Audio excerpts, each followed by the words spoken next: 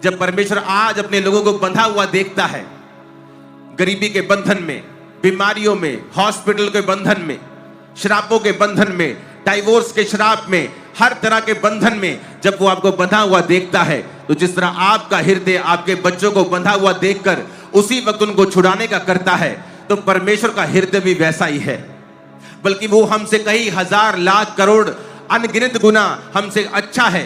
वचन कहता है कि अगर तुम बुरे होकर अपने बच्चों को अच्छी वस्तुएं देना जानते हो, तो तुम्हारा स्वर्गीय पिता अपने मांगने वालों को अच्छी वस्तुएं क्यों नहीं देगा। ये परमेश्वर का हृदय है। जब वो आपको बंधा हुआ देखता है, वो आपको छुड़ाना चाहता है। बीमार देखता है तो आपको चंगा करना चाहता है। जब वो आपको दुखी देखता है, वो आपके दुखों से आपको छुड़ाना चाहता है। ये परमेश्वर का हृदय है। अगर आपका हृदय आपके बच्चों के प्रति ऐसा है, तो परमेश्वर का हृदय भी उससे कई गुना ज्यादा है आपके लिए।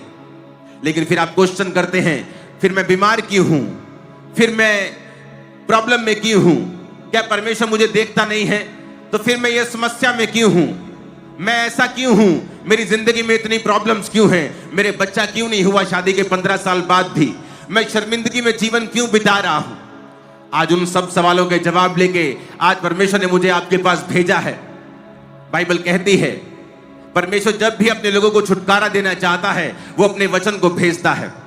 बाइबल कहती है उसने अपने वचन को भेजकर अपने लोगों को चंगा किया है। आज जब आप इस वचन को सुन रहे हैं, तो परमेश्वर की हीलिंग रिवर्स, उसकी चंगाई की नदियां आपके जीवन, आपके शरीर, आपके फाइनेंस, आपकी लाइफ के ऊपर आ रही हैं। बाइबल कहती है निर्गमन 2 उसकी 23 से 25 आयत के अंदर जब लिखा है, बहुत दिनों के बीतने पर मिस्र का राजा मर गया। इजरायली कठिन सेवा के कारण लंबी लंबी सांस लेकर आहें भरने लगे, पुकार उठे। उनकी दुहाई जो कठिन सेवा के कारण हुई, वो परमेश्वर तक पहुंची। परमेश्वर ने उनका कहराना सुनकर उनकी वाचा को जो अब्राहम, इसहाक और याकूब के साथ बांधा था, याद किया। वचन कहता है इजरायली लोग जब मिस्र की गुलामी में थे, तो वहां पर मिस्र के राजा ने उन्हें तंग करना शुरू किया और अलग अलग तरह के गारे के, ईंटों के कामों से उन्हें दुखी कर दिया। वो लगातार दुखी कामों में परमेश्वर की दुहाई देने लगे, परमेश्वर की उपासना करके परमेश्वर के नाम की दुहाई देने लगे, नहीं वो उन्हें छुड़ाए। और वचन कहता है परमेश्वर ने अपने दास मूसा को कहा, मेरे लोग कराह रहे हैं, मेरे लोग दुखी हैं, वो राजा के कारण दुखी हैं। अब मैं तुझको उन लोगों के पास भेजता हूं कि तू उनको उन राजा से छुड़ाकर उन्हें कनान देश में लेके जाए, यबूसी परिज्जी लोगों के देश में लेके जाए, जहां दूध और शहद की नदियां बहती हैं। परमेश्वर का हृदय भी एक बाप की तरह अपने लोगों को छुड़ाना चाहता था। लेकिन अगर आप छूटना चाहते हैं, तो आज आपको कुछ नहीं करना, सिर्फ एक काम के अलावा आपको परमेश्वर के नाम के ऊपर और उसके वचन के ऊपर भरोसा रखना है।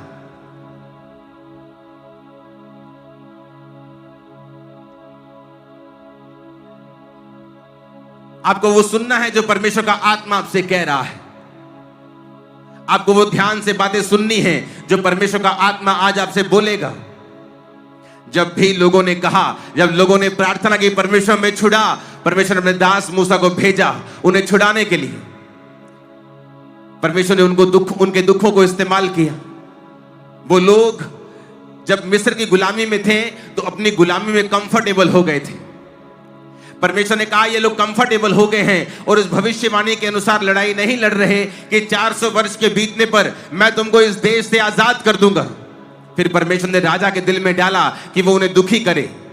कई बार आपके दुख आपको नाश करने के लिए नहीं होते, बल्कि आपके दुख इसलिए होते हैं कि उन दुखों में आप परमेश्वर की दुहाई दे सकें। अगर आप ये बात नहीं समझते हैं और दुखों में परमेश्वर के करीब नहीं जाते हैं, आप कभी भी छुटकारा नहीं पा सकते हैं। वो चाहे बीमारियों से हो, चाहे वो दुखों से हो, चाहे वो कलेशों से हो, डिप्रेशन से हो, गरीबी से हो, श्रापों से हो, आप छुटकारा नहीं पा सकते। परमेश्वर कई बार दुखों का इस्तेमाल करता है। मेरी जिंदगी में परमेश्वर ने दुखों का इस्तेमाल किया। मैं एक हिंदू घराने से हूं। अब मेरे दादाजी इनकम टैक्स के बहुत बड़े ऑफिसर थे, और जब उनको कैंसर हुआ तो लोग उनके घर में प्रार्थना करने के लिए आते थे। तो मैं बोलता था कि मैं हिंदू हूं, मेरे घर में कभी दोबारा प्रवेश मत करना, नहीं तो मैं तुमको पीटूंगा, क्योंकि तुम लोग गोरों के धर्म को यहां फैलाना चाहते हो। और मेरे दादाजी की जब डेथ हुई उसके बाद एक डॉग ने मुझे काटा और मैं मेंटली अपसेट हो गया। और फिर दुखों ने और बीमारियों ने और डिप्रेशन ने, सीवियर डिप्रेशन, कि भांग की टिक्कियां खा के भी, ओवर नशा करके भी डिप्रेशन से मुक्ति नहीं मिलती थी, सुसाइड करने तक आ चुका था। और परमेश्वर ने मेरे उस दुख को इस्तेमाल किया और फिर उसी वॉलंटियर को मेरे घर में भेजा। उस सिस्टर ने कहा जाओ उस घर में प्रचार करो। वॉलंटियर ने कहा नहीं, मैं वहां नहीं जाऊंगी। उस घर में उनका लड़का बहुत बदतमीज है, वो पास्टर को बहुत बुरा बुरा बोलता है, मैं उस घर में नहीं जाऊंगी। उसने कहा नहीं, परमेश्वर का आत्मा कह रहा है जा वहां प्रीच कर, क्योंकि परमेश्वर की कोई योजना है उस घर में। और जब वो आए और मेरा घमंड टूट चुका था, क्योंकि बीमारी और डिप्रेशन के कारण न्यूरोलॉजिस्ट डॉक्टर्स के पास, क्योंकि मेरी फैमिली में बहुत सारे डॉक्टर्स भी हैं, डॉक्टर्स के पास जा जाकर, जगहों में जा जाकर मेरा दम घुट चुका था और मैं अपने लाइफ में गिव अप कर गया था। जब परमेश्वर ने मुझे छुआ, उस बहन ने और उस भाई ने मेरे लिए प्रार्थना की और एक करंट मुझे लगा और मुझे मालूम हुआ कि वाकई में यीशु मसीह जीवित परमेश्वर है। वो 16 अगस्त 2004 रात को 8 बजे के करीब जब मैंने चर्च को देखा, बाइक पे गया और मैंने परमेश्वर के नाम को ग्रहण किया, मेरा पूरा जीवन बदल गया। मुझे मालूम हुआ जब बाइबल मिली कि जो बाइबल पढ़ना शुरू कर, और जिस दिन ईसाई धर्म नाम का शब्द तो बाइबल में पढ़ लेगा, उस दिन बाइबल पढ़नी बंद कर देना, क्योंकि यीशु मसीह किसी धर्म या जात को तेरे बदलने नहीं, वो तेरे जीवन को बदलने के लिए आए हैं। मुझे समझ आई, परमेश्वर का पीछा मैं करने लगा। समझ आनी शुरू हुई कि परमेश्वर ने कोई धर्म नहीं बनाया, उसने मुझे बनाया। और पाप ने मेरे जीवन में मुसीबत को पैदा किया, बीमारियों को पैदा किया। मैंने यीशु मसीह को अपना उद्धारकर्ता माना, उसके लहू से अपने पापों को धोया, बपतिस्मा लिया, नशे गए, बीमारियां गई, सब कुछ ठीक हो गया। लेकिन समय लगा। परमेश्वर ने मेरे दुखों को इस्तेमाल किया परमेश्वर के करीब जाने के लिए। आज जो मैं आपसे बोलना चाहता हूं बड़ा इंपॉर्टेंट है। क्या आप दुहाई दे रहे हैं या नहीं? दुखों में सब हैं, इजरायली भी हैं, आप भी हैं, बोलाना भी है, धमकाना भी है। लेकिन आपके दुखी होने का मतलब यह नहीं है कि परमेश्वर आपकी सुनेगा। अगर आप बीमार हो जाएं तो इसका मतलब यह नहीं कि आप ठीक हो जाएंगे। अगर आप बहुत दुखी हैं तो जब तक आप डॉक्टर को नहीं ढूंढते हैं और उससे मेडिसिन नहीं खाते हैं, और अगर वो मेडिसिन काम ना करे फिर और सियाना डॉक्टर ढूंढते हैं।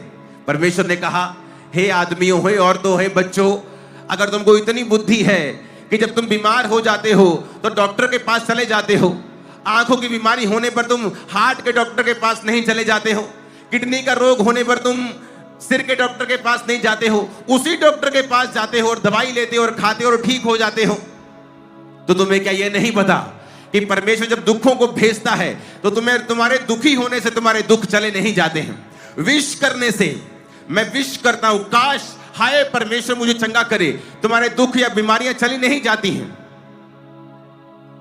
आपको वो करना पड़ता है जो सही है। अपने पड़ोसी को बोलो, वो करना पड़ता है जो सही है।